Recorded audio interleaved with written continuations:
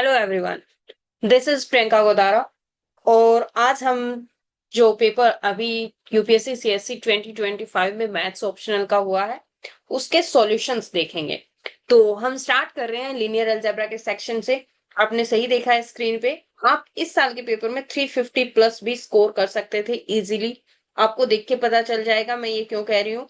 One by one हम each and every section discuss करेंगे, but आज से हम स्टार्ट कर रहे हैं लीनियर अलजेब्रा। तो देखते हैं लीनियर अलजेब्रा के सॉल्यूशंस। लीनियर अलजेब्रा बहुत ही इजी पोर्शन है वैसे तो यूपीएससी के पर्सपेक्टिव से, बट इस बार जो क्वेश्चन आए हैं वो और भी सिंपल पूछे हुए हैं। कहीं बहुत ज्यादा मुश्किल ना कैलकुलेशन दे रखी है, ना आपको बहुत ज्यादा कहीं हैक्टिक कैलकुलेटर का यूज करना पड़ रहा है, ना कोई बहुत ज्यादा लेंदी थ्योरम्स वगैरह वगैरह पूछी हुई है। एक थ्योरम पूछी हुई है, वो 1 मार्क्स में है। अगर किसी का थ्योरेटिकल पोर्शन बहुत ज्यादा स्ट्रॉन्ग है तो वो उसको अटेम्प्ट कर सकते थे, अदरवाइज आपके पास ऑप्शन थे कि अगर आप उसको भी लीव करते, इवन देन आपके पास करने के लिए बाकी 4 क्वेश्चंस भी थे, 2 कंपलसरी वाले और 3 वहां से। चलो देखते हैं कि किस टाइप के क्वेश्चन पूछे हैं। ये हमने पिछली वीडियो में देख ही लिया था कि पेपर 1 कैसा आया। तो क्वेश्चंस में यहाँ फिर से ये नहीं दिखाऊंगी कि लीनियर अलजेब्रा से कौन से क्वेश्चन है, क्योंकि वो हम कर ही रहे होंगे तो वहां आप देख लेंगे। वैसे मैंने कलेक्शन के लिए एक जगह एक स्लाइड इकट्ठी बना दी है, तो किसी को अगर इकट्ठे करने हो तो वो यहाँ से स्क्रीनशॉट ले सकता है। तो without wasting the time, let's start one by one. The first question on your screen is, can the set 0003 1100 01 -10 be extended to form a basis of the vector space R4? क्या हम इसको extend कर सकते हैं R4 के basis के लिए? Then justify your answer. अगर किसी ने मेरी क्लासेस की है तो एक्सटेंडेड से ही समझ जाता है, यहाँ पे एक्सटेंशन थ्योरम की बात कर रहा है। Extension theorem. अब क्या आप इसे एक्सटेंड कर सकते हो या नहीं, उससे पहले आपको पता होना चाहिए how many vectors are there into R4। So हमें पता है नंबर ऑफ वेक्टर्स, और आप कह सकते हो डायमेंशन ऑफ R4 कितना होता है। Dimension of R4 is equal to 4। तो इसका मतलब हमें पता है कि any set, any linearly independent set containing 4 vector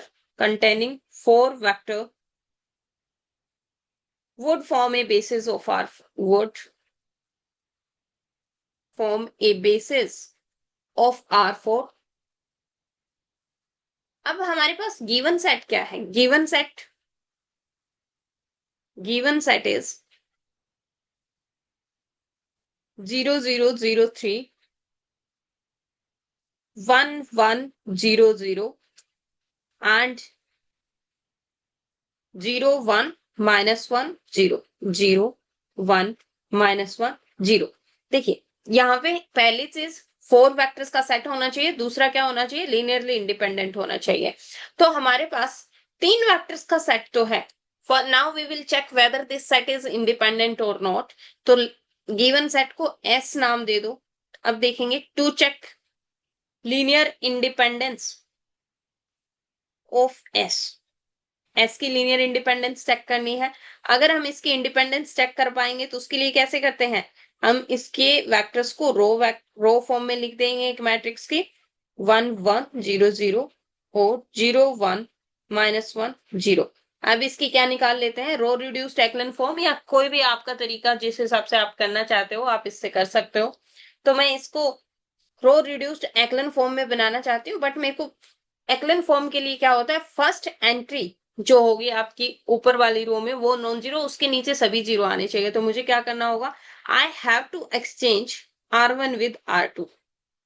और जैसे ही मैं R1 विद R2 एक्सचेंज करूंगी तो मेरे पास क्या आ जाता है? 1 1 0 0, देन 0 0 0 3 और 0 1 -1 0। अब फर्स्ट रो का तो पिवट कॉलम हमारे पास जो पिवट एलिमेंट है वो 1 बन गया। हमें सभी नॉन जीरो एंट्रीज, रो का फर्स्ट एलिमेंट जो भी फर्स्ट नॉन जीरो एंट्री आती है उसको 1 बनाना होता है। तो फर्स्ट नॉन जीरो एंट्री मेरी ये आई, इसको 1 बना दिया, और इसके नीचे सभी क्या होने चाहिए? 0। सेकेंड रो में भी अब क्या होना चाहिए? अगर आपके पास पॉसिबल है तो यहां पर क्या होना चाहिए? 1 होना चाहिए। बट क्या वो पॉसिबल है? हाँ, हम फिर से एक्सचेंज करेंगे। कैसे एक्सचेंज कर रहे हैं? This time we will exchange R2 by R3. R2 R3 को एक्सचेंज कर रहे हैं तो फर्स्ट रो तो एज इट इज, सेकंड क्या हो जाएगी 0 1 -1 0, थर्ड क्या है 0 0 0 3। अब डायरेक्टली मेरे पास क्या है, ये भी पिवट एलिमेंट है, ये भी पिवट एलिमेंट है, और यहां से 3 है तो इसको भी आप 1 बना सकते हो, ना भी बनाओ तो अब क्या हुआ, all the rows are independent, all the rows are independent.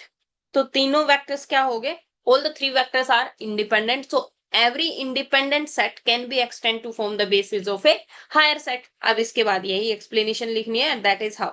आपको ये नहीं दिखाना कि इसकी एक्सटेंडेड बेसिस क्या होगी, इन्होंने जस्ट ये पूछा है कैन दिस बी एक्सटेंडेड। तो अगर ये लीनियरली इंडिपेंडेंट सेट है तो yes it can be extended. Justify your answer, तो जस्टिफिकेशन में आप यही लिखोगे, एक्सटेंशन थ्योरम का फॉर्मूला कि every linearly independent set can be extended to form the basis of a vector space V. Fine? Okay. तो this was the first question, 10 marks का था, बहुत इजी था, कुछ नहीं, आपको लीनियर इंडिपेंडेंस चेक करके ही कुछ लिखना है बस। नेक्स्ट क्वेश्चन फिर से 10 मार्क्स का है, बहुत इजी लीनियर ट्रांसफॉर्मेशन दे रखी है, बट यहाँ पे हमें 4 चीजें निकालनी है। First range, second rank, third kernel and fourth है नलिटी। तो रेंज स्पेस और कर्नल स्पेस, रेंज स्पेस के डायमेंशन को रैंक कहते हैं, कर्नल स्पेस के डायमेंशन को नलिटी कहते हैं। अब निकालेंगे कैसे, तो अगर आपको रेंज निकालनी है तो लीनियर ट्रांसफॉर्मेशन क्या दे रखी है, T(R4 to R3), right. Now for any u belonging to R4, for any u belongings to R4, we will get a v belonging to R3 such that range क्या होता है, range of linear transformation T is all those v belongings to R3, v belonging to R3 such that T of u is equal to v, where u कहाँ का है, R4 का। वैसे हमने ये ऊपर भी लिख दिया था, या फिर मैं सीधा ये फॉर्मूला भी लिख दूं तो रेंज टी का फॉर्मूला आ गया। आप इसको यहाँ से रिमूव भी कर सकते हो क्योंकि आगे हमने सब कुछ ले लिया है। तो हमें सारे ये वी निकालने हैं कि वी किससे जनरेट होगा, मतलब बेसिक वही आपको बेसिस ही बतानी है। तो वी R3 का एलिमेंट है तो वी किस टाइप का होगा, that means a b c belonging to R3 such that T of u is equal to v। T u किस टाइप का है, एक्स वाई जेड डब्ल्यू। T of x y z w is equal to a b c। अब हम इसी से proceed करेंगे ना। T of x y z w is equal to a b c, और हाउ t is defined, तो इसकी डेफिनेशन लिख दो, x माइनस डब्ल्यू y plus z z minus डब्ल्यू is equal to a b c. ना अब क्या करेंगे, हम इसको रिड्यूस कर लेंगे मैट्रिक्स फॉर्मेट में। तो मैट्रिक्स फॉर्म में रिड्यूस करने के लिए पहला x Y W Z, x y z W होना चाहिए, तो 1 0 0 -1 कोफिशिएंट्स बनेंगे, और ये वेक्टर्स कौन से हैं, एक्स वाई जेड डब्ल्यू। सेकंड से मेरे पास सिर्फ क्या है, कोऑर्डिनेट्स हैं, एक्स एक्स का 0 और डब्ल्यू का 0, वाई और जेड के 1 1 है, तो ये हो जाएगा 0 1 1 0। थर्ड वाला वेक्टर क्या होगा, 0 0 1 -1, and this is equal to a b c. Now matrix of linear transformation क्या आ गया यहां से, therefore matrix of linear transformation of linear transformation T is 1 0 0 -1 0 1 1 0 0 0 1 and -1।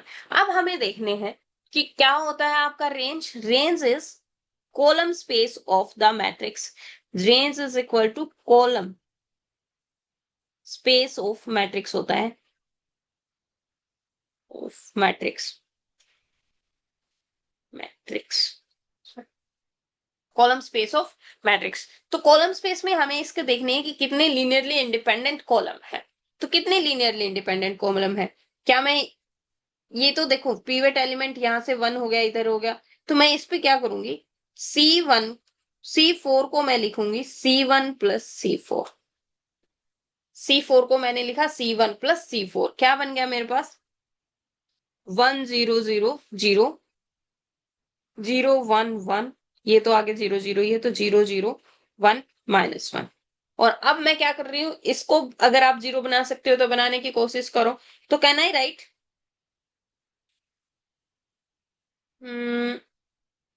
वो ऐड करने पर तो उधर 1 आएगा, बट -1 कर लेंगे उसके बाद। हाँ, आप कुछ तो कर सकते हो। C4 को फिर से लिखेंगे C4 प्लस C3, और ये क्या बन जाएगा 1 0 0 0 0 1 1, और ये क्या होगा, ये इसमें ऐड होके 1 हो गया, एंड दिस इज 0 0 1 0। अब देखो C2 एंड C4 सेम है, तो फिर से क्या करेंगे, C2 C4 को लिख देंगे C4 माइनस C2, और आपके पास ये क्या आ गया 1 0 0 0 0 1 1 0 0 0 1 0। तो अब रेंज स्पेस क्या आ गया, ये हमारे तीनों, तो ये पीवट कॉलम्स हैं, और यहां से आप कह सकते हो कि range space is generated bye these 3 vectors, और 3 वेक्टर्स इंडिपेंडेंट है, तो इसकी रैंक कितनी आ गई, देयरफॉर रेंज स्पेस, रेंज लिखेंगे, रेंज है आपकी जनरेटेड बाय 1 0 0 0 1 0। आप इन तीनों का, हाँ यही तो कॉलम बन रहे हैं, 0 1 1। And what is rank, rank और कुछ नहीं होता, डायमेंशन ऑफ रेंज होता है, डायमेंशन ऑफ रेंज। डायमेंशन क्या है, बेसिस के एलिमेंट कितने हैं, तो ये आ गया 3। तो आपके पास रेंज भी आ गया, रैंक भी आ गया। अब हमें निकालना है कि कर्नल क्या होगा, तो कर्नल के लिए मुझे एक बार क्लियर स्क्रीन चाहिए, मैं इसको कवर क्लियर कर देती हूँ और फिर कर्नल निकालते हैं ना।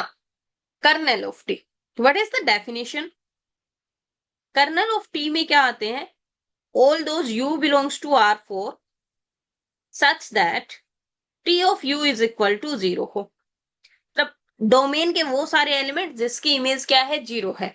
तो यू किस टाइप का होगा, R4 का एलिमेंट तो 4 टप्पल एलिमेंट होता है ना, तो एक्स वाई जेड डब्ल्यू belongs to R4 such that T of x y z डब्ल्यू इज इक्वल टू 0। और ये 0 जो होती है ये R3 की होती है, तो ये क्या होगा 0 0 0, ये रेंज से आती है ना, को डोमेन यू कैन से। अब यहां से इसको सोल्व करते हैं। Now T of x y z डब्ल्यू इज इक्वल टू 0 0 0, सोल्व करो क्या बनेगा, ये मेरे पास बन रहा है x minus W Y plus z z minus डब्ल्यू इज इक्वल टू 0 0 0। तीनों को डायरेक्टली इक्वेट कर दूं, क्योंकि लंबी चौड़ी इक्वेशंस नहीं बन रही है, तो मैं सिंपल निकाल लूंगी, एक्स इज इक्वल टू डब्ल्यू आ रहा है, y is equal to minus of z आ रहा है, और z इज इक्वल टू फिर से w आ रहा है। तो क्या सारे w में आने के चांसेस है, मैंने जैसे z is equal to w put किया, y इज इक्वल टू क्या आ गया माइनस w। तो देयरफॉर हमें तो x y z w चाहिए था, वो कैसा कैसा दिखा, x की जगह भी w, y की जगह माइनस w, z की जगह w, और w तो इटसेल्फ w है। अगर मैं w कॉमन ले लूं, तो इसका मतलब जो हमारा नलिटी है वो जनरेट हो रहा है इस एलिमेंट से। सो नलिटी आपका कर्नल क्या होगा, कर्नल इज, कर्नल स्पेस है वो जनरेटेड होगा, kernel of T is generated by 1 -1 1 1, बस। और डायमेंशन क्या हो जाएगा, तो नलिटी क्या होता है, nullity is nothing but dimension of kernel T. तो इसका डायमेंशन, कितने डायमेंशन है, एक ही तो वेक्टर है, तो नलिटी 1 होगा। आप इसको कंफर्म भी कर सकते हैं, हमें रैंक नलिटी थ्योरम पता होती है ना, वो क्या कहती है, rank plus nullity is equal to dimension of U that is domain. तो रैंक हमारी 3 आई थी, नलिटी 1 आया है, और ये टोटल 4 हो गया, but dimension of you, domain का डायमेंशन कितना है, R4 है, तो ये भी 4 होता है, that is why question is correct. तो इस टाइप से हमने 2 कंपलसरी क्वेश्चंस कर लिए हैं। अब नेक्स्ट क्वेश्चन देखते हैं कि इन्होंने किस टाइप का पूछा हुआ है। तो नेक्स्ट क्वेश्चन में इन्होंने कहा है let T is equal to R3 to R2 be a linear transformation such that कुछ डिफाइन कर रखा है। T of 1 1 -1 is equal to 1 0 0 1 and 1 1, तीन वेक्टर्स की इमेजेस दे रखी है। तो अगर आपने एक थ्योरम पढ़ी है वो क्या कहती है, T of u is equal to v. जो लीनियर ट्रांसफॉर्मेशन होती है वो बेसिस के वेक्टर्स को, बेसिस के एलिमेंट्स को या तो रेंज के डायमेंशन, रेंज के बेसिस पे मैप करती है या फिर नलिटी पे मैप करती है ना। ऐसा कुछ पढ़ा है? अगर नहीं भी पढ़ा तो लीव इट। जो आपको एलिमेंट्स दिए हुए हैं जिसकी इमेज दे रखी है रेंज में, वो कौन से हैं, 1 1 -1, देन 4 1 1 और 1 -1 2, ये दे रखे हैं। आपको चेक करना है whether it is linearly independent और नॉट। क्यों कर रही हूं मैं, क्योंकि जैसे ही ये लीनियरली इंडिपेंडेंट सेट बन गया तो मेरे पास ये R3 की बेसिस बन जाएगी। तो चेक करते हैं ये लीनियरली इंडिपेंडेंट है या नहीं।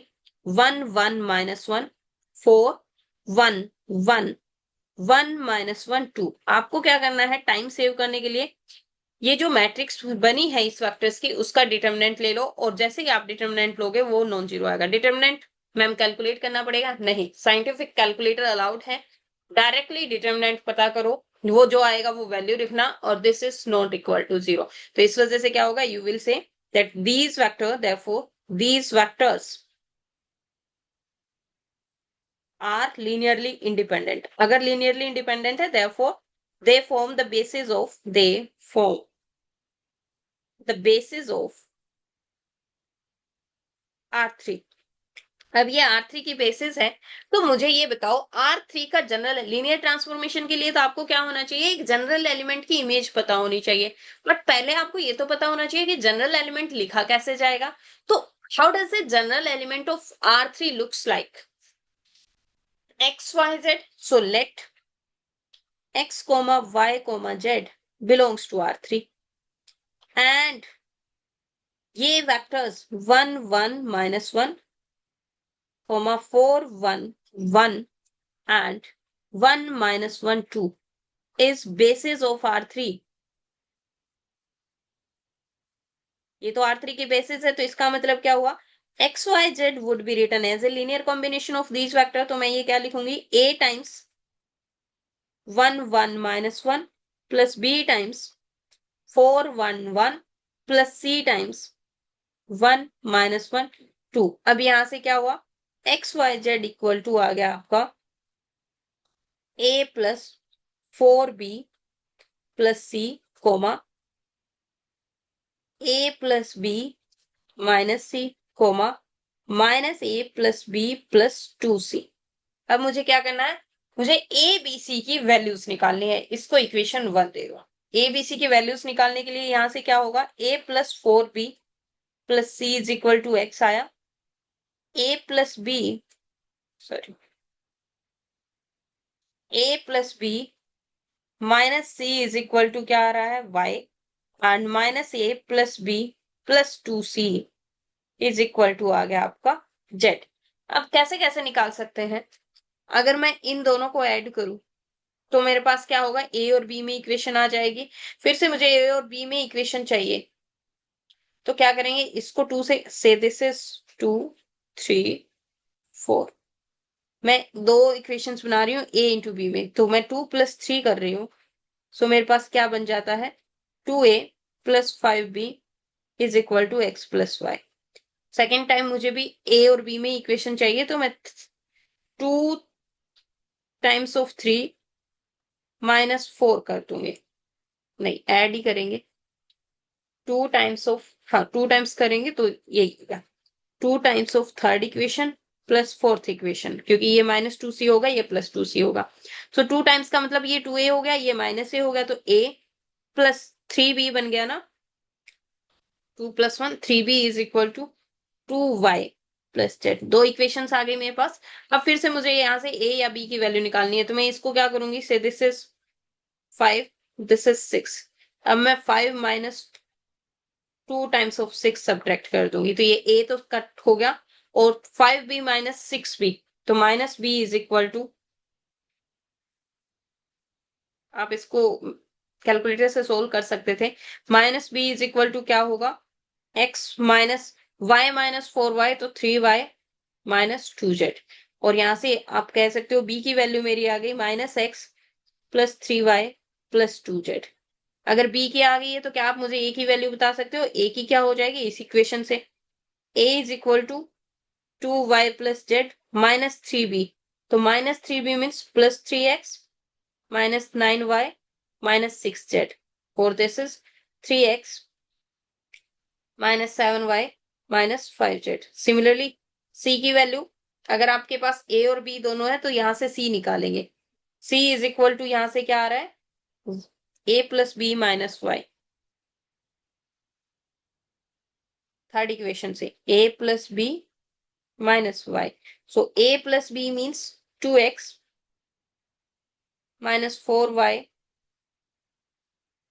माइनस 3z, और माइनस वाई का मतलब ये हो गया माइनस 5y। तो मेरे पास यहाँ से ए बी और सी की वैल्यू आ गई। अब मैं क्या करूंगी, यही ए बी सी की वैल्यूज यहाँ पुट कर लूंगी। क्यों, क्योंकि मुझे टी चाहिए, तो मुझे ये जगह अब कवर क्लियर करनी होगी। ए बी सी की वैल्यूज मैं यहाँ पुट करूंगी एक्स वाई जेड के फॉर्म में।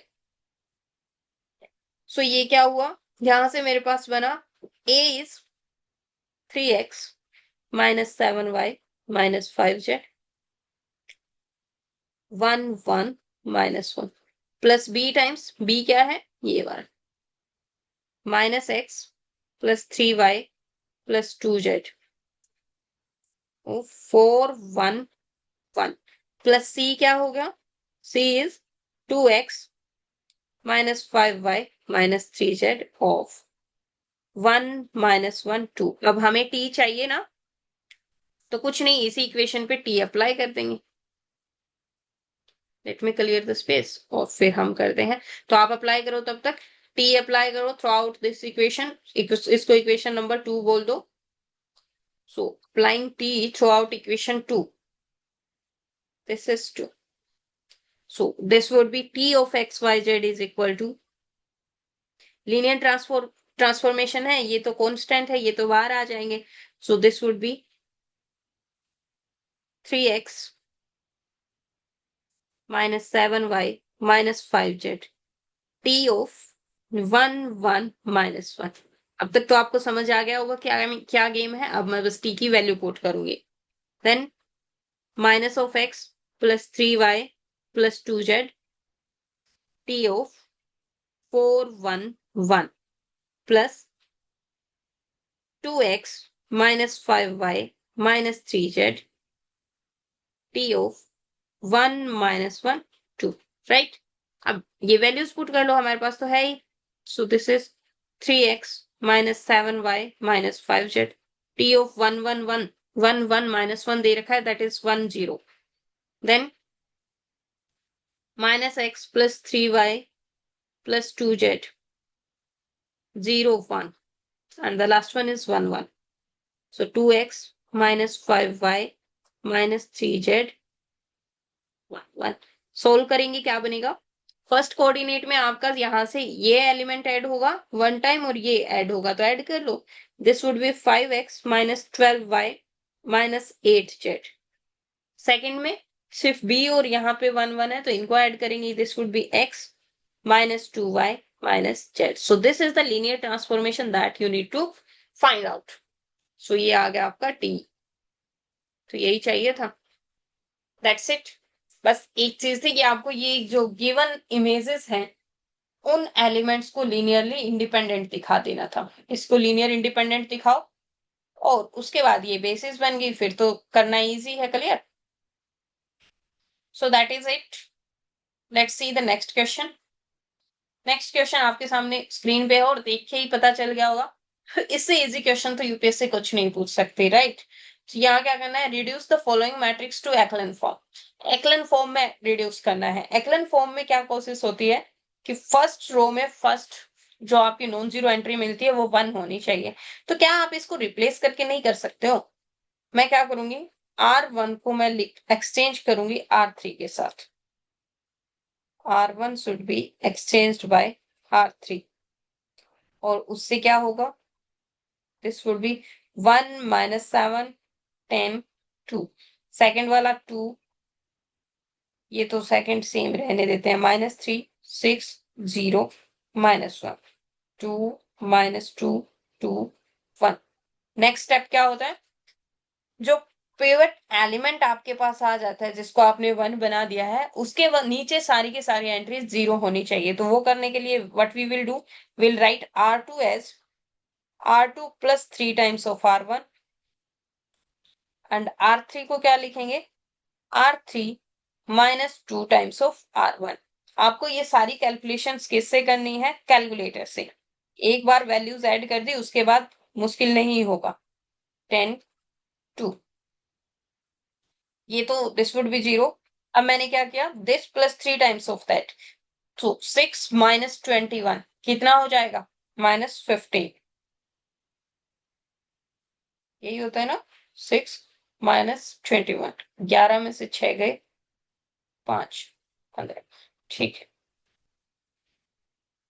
फिर नेक्स्ट एंट्री क्या होगी, this plus 3 times of that, तो ये 30 हो गया पहले ही, और ये क्या होगा, -1 और 3 टाइम्स 3 दूनी 6,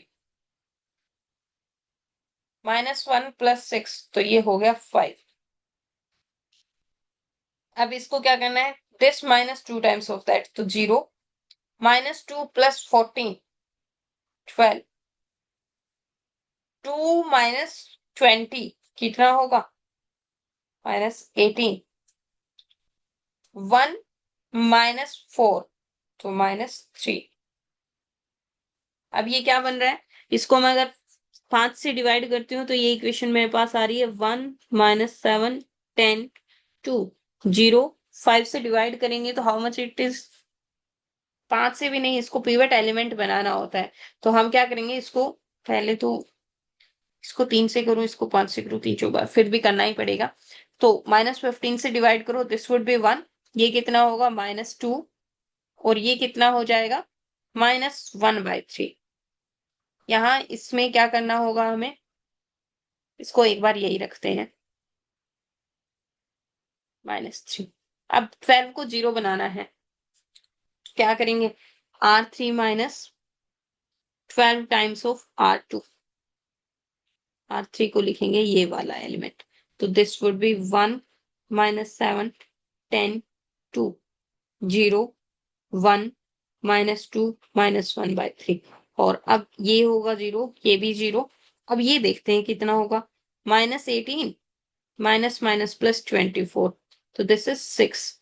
last one -3 minus minus plus 4, तो ये हो गया 1। और अब इसको अगर एक्लन फॉर्म में बनाना है तो पिवट एलिमेंट थर्ड रो का भी 1 बना दो, क्या हो जाएगा, 6 से डिवाइड करेंगे, this would B 1, this would B 1/6। So this is the एक्लन form of the matrix. बस यही करना था, इससे ज्यादा तो कुछ नहीं करना है। So that was the question, और ये 15 मार्क्स में पूछा, आई थिंक हाँ 15 मार्क्स में पूछा गया ये क्वेश्चन। तो देख सकते हो आप लीनियर अलजेब्रा का लेवल क्या रहा होगा।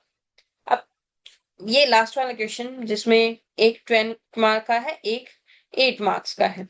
तो 12 मार्क्स वाला देखते हैं पहले।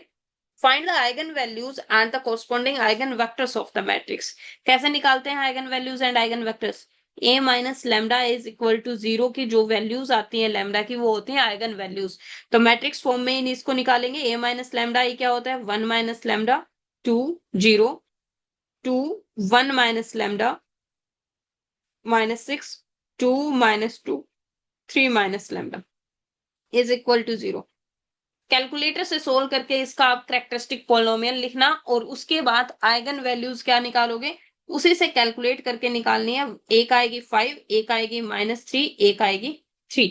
तो 3 आइगन वैल्यूज आपको मिल रही है different different, lambda is equal to 5 -3 and 3। Calculator का यूज करना है, कैलकुलेशंस नहीं दिखानी है कि हमारी इतनी स्ट्रॉन्ग है, नो, बिना मतलब का टाइम वेस्ट होता है। अब हम निकालेंगे eigen vectors corresponding to this. So eigen vector for lambda is equal to 5, eigenvector, let eigenvector for lambda is equal to 5 is x, और x किस टाइप का होगा, x y z। अगर ये आइगन वेक्टर है तो हमारे पास क्या होता है, ax is equal to lambda x, यही ना, और you can say A minus lambda I into x is equal to 0, यही तो ए माइनस लेमडा आई, ये तो मैट्रिक्स है। सो ए माइनस लेमडा आई, जहां जहां लेमडा है वहां 5 पुट कर दो, -4 -4 2 0 2 1 -5, फिर से -4 -6, and this is 2 -2 3 -5 is -2, and x क्या है, x y z is equal to 0 0 0। क्या इक्वेशंस बन रही है मेरी यहां से, -4x plus 2y is equal to 0, then 2x minus 2y 4y minus 6z is equal to 0, and 2x minus 2y minus 2z is equal to 0। अगर यहां से मैं 2 कॉमन लेती हूं तो ये है -2x plus y is equal to 0। Second से क्या आ रहा है, x minus 2y minus 3z is equal to 0। Last दे रही है x minus y minus z is equal to 0। Sorry, तो यहां से मैं y की इक्वेशंस तो निकाल, y की वैल्यू निकाल सकती हूँ। y इज इक्वल टू क्या आ गया, 2x। y is equal to 2x की वैल्यू आप वापस यहाँ पुट कर दो ना, फिर आपके पास दो इक्वेशंस आ जाएंगी x और z में। तो ये बन रही है x minus 4x, x minus 4x, can I write -3x directly, और this would be -3z is equal to 0। तो यहाँ से x plus z is equal to 0। यहाँ से अगर मैं y is equal to 2x put करती हूँ तो ये आ रहा है फिर से -x minus z is equal to 0। तो ये सेम ही वैल्यू आ गई, x plus z is equal to 0। तो अब क्या करना होगा, यहां से आप निकाल लो z is equal to x। z is equal to क्या आ गया, x। नाउ आइगन वेक्टर क्या था, x is equal to or x was x y z। तो वैल्यूज पुट कर दो, आपने सारी वैल्यूज x में ही तो निकाली है, तो x को एज इट इज x रखो, y is what 2x, z is what x, x common ले लो 1 2 1। So that is why eigenvector corresponding to for lambda is equal to 5 is 1 2 1। Similarly आप किसके लिए निकाल सकते हो, -3 और 3 के लिए। आप इसको चेक कहां से करोगे, चेक करने के लिए यूज द कैलकुलेटर। कैलकुलेटर आपको निकाल के देता है डायरेक्टली कि इसके आइगन वेक्टर्स क्या क्या होंगे। तो अगर मैं कैलकुलेटर से निकाल के आपको वैल्यू बताऊं तो इसके आइगन वेक्टर्स जो आ रहे हैं वो हमारे पास आएंगे, एक मिनट, एक तो हमने देख ही लिया 1 2 1, फिर 1 2 1, हाँ 1 2 1 ही है या -1, sorry, z is equal to -x, तो ये होगा -1 1 2 -1 आ रहा है एक वेक्टर, फिर आपका आएगा 1 -2 -1 1 1 0, दो वेक्टर्स ये आ जाएंगे -3 और 3 के कॉरस्पॉन्डिंग। कैलकुलेट करके देखिएगा यही वेक्टर्स आएंगे। So this was all about this question. ये 12 मार्क्स का पूछा गया है, बहुत इजी, कुछ नहीं करना होता और सारी कैलकुलेशंस आपको करके दिखानी है बस, उसके बाद आंसर तो आप चेक ही कर सकते हो कैलकुलेटर से। लास्ट वन, ये थोड़ी सी थ्योरम है बट मुश्किल नहीं है, आपको यहाँ पता होना चाहिए कि क्या क्या क्या मतलब होता है। देखो Pn इन्होंने कहा है, let Pn denote the vector space of all polynomials over degree less than equal to n। Pn क्या है, और हमें तो P4 और P2 चाहिए। क्या मुझे बता सकते हो what is P4 and P2? P4 क्या है, ये पॉलिनोमियल है of all degrees less than equal to 4। So क्या P4 का जनरल एलिमेंट किस टाइप का होगा, 4 डिग्री तक का पोलिनोमियल। सो इस टाइप का ही होगा, a plus b x plus c x square plus d x cube plus e x power 4। 4 degree का जनरल पोलिनोमियल इस टाइप का ही होता है ना। And over the field of real बोल रहे हैं, तो इसका मतलब क्या है, कोफिशिएंट्स जो आपके हैं वो रियल से आएंगे। तो कोफिशिएंट्स कौन से हैं, a b c d and e belongs to r। तो कितने कोफिशिएंट्स हमें आर से चाहिए, क्या ए बी सी डी ई में कोई लिंक है, कुछ नहीं है। ए कुछ भी हो सकता है, बी कुछ भी हो सकता है, सी कुछ भी हो सकता है, डी कुछ भी हो सकता है और ई कुछ भी हो सकता है। देयरफॉर डायमेंशन ऑफ P4 कितना हुआ, हमें P4 लिखने के लिए कितने यूनिक एलिमेंट्स चाहिए, हमें A भी चाहिए, B भी चाहिए, C भी चाहिए, D भी चाहिए और E भी चाहिए, तो हमें 5 चाहिए, राइट।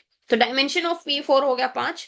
सिमिलरली अगर आप P2 लिखो तो वो क्या होगा, polynomial of degree less than equal to 2। तो सेकेंड डिग्री का पोलिनोमियल कैसा दिखता है, A1 plus B1x plus C1x²। General element ऐसे ही होते हैं ना। सो A1 B1 और C1 ये कहां से आएंगे, R से। अब सेकेंड डिग्री का जनरल पोलिनोमियल लिखने के लिए आपको कितने एलिमेंट्स चाहिए, वही तो होता है dimension. So dimension of P2 कितना हो गया, यहां से 3। सो मेरे पास जो राइट हैंड साइड है वो क्या आ गई, right hand side, this is dimension of P4 minus dimension of P2 कितना हो गया, 5 minus 3 and that is equal to 2। तो मेरे पास राइट हैंड साइड तो ये आ गई। अब हमें देखना है left hand side, but left hand side देखने के लिए आपको पहले ये स्पेस देखना चाहिए कि ये होता कैसा है। तो आपको पता होना चाहिए P4/P2 कैसा दिखता है। उसके लिए हम एक क्वेश्चन ग्रुप पढ़ते हैं U/V। तो क्वेश्चन ग्रुप U/V कैसा होता है, V plus small u where U belongs to capital U, यही ना, ऊपर वाले से आना चाहिए। तो यहाँ के एलिमेंट्स कैसे होंगे, पोलिनोमियल है तो ऑब्वियसली P2 प्लस कोई पोलिनोमियल आएगा, P2 तो जो डिनोमिनेटर होता है वो प्लस कोई भी एलिमेंट P4 का एलिमेंट कैसा दिखता है, fx टाइप, क्योंकि यहाँ तो पोलिनोमियल की बात हो रही है, fx where fx belongs to P4। अब एक बात बताओ, fx अगर P4 से बिलोंग करता है तो ये कैसा दिखेगा, P2 प्लस P4 का any element would be of this type, है ना। सो ये होगा a plus b x plus c x square plus d x cube plus e x power 4। But अब यहां क्या होगा, a b c d e belongs to R। ये तो R से आ रहे थे क्योंकि P4 में R में आ रहे, बट P2 क्या होते हैं, P2 ना उन सभी पोलिनोमियल को कंटेन करता है जो सेकंड डिग्री के हैं। तो अब यहां तक मुझे एक बात बताओ, ये क्या है, सेकंड डिग्री पोलिनोमियल तो है, तो इसको दोबारा लिखने की क्या जरूरत है, क्या मैं इसको दोबारा लिख सकती हूँ, P2 plus d x cube plus e x power 4 where D and E belongs to R। यही होगा, क्या हुआ, जो एलिमेंट इससे बिलोंग करते हैं वो कंज्यूम हो जाते हैं। अगर किसी को थोड़ा सा लीनियर मॉडर्न अलजेब्रा याद है तो क्या होता है, h plus small h is equal to h, कब, if h belongs to h। हमारा फॉर्मूला होता है ना, h plus h is equal to h if h belongs to h। तो ये तो P2 से ही बिलोंग करता है ना, this is polynomial of second degree, तो ये तो इसी में कंटेन हो जाएगा। तो मैंने क्या किया, this plus this is equal to P2 only. अब मुझे ये बताओ, how many elements do you require to write P2/P4, दो ही तो चाहिए, D और E, बाकी तो P2 वहां से आ ही रहा है। Therefore dimension of P4/P2 is what, 2। तो दिस इज क्या, आपकी left hand side, and therefore right hand side is equal to left hand side. Question मुश्किल नहीं था, बट आपको बेसिक्स पता होना चाहिए कि किसी भी ग्रुप को कैसे लिखते हैं और उसको कैसे डील करने हैं। फाइन, बस इसी का गेम था कि आपको क्वेश्चन ग्रुप लिखना आता है या नहीं, क्वेश्चन वेक्टर स्पेस लिखना आता है या नहीं। अगर लिखना आता है तो आपको इसमें कोई इशू नहीं आया होगा, वैसे भी है तो 8 मार्क्स का ही ना, तो इजी सा है। So that is it. ये हमारे इसके साथ लीनियर अलजेब्रा का पोर्शन कंप्लीट हो गया है, और आपने देख लिया होगा लीनियर अलजेब्रा बहुत इजी लेवल पे पूछा गया है। बाकी सेक्शंस हम साथ में करते रहेंगे। अगर आपको वीडियो पसंद आई है तो लाइक शेयर जरूर करें और सब्सक्राइब करना ना भूलें। Thank you so much.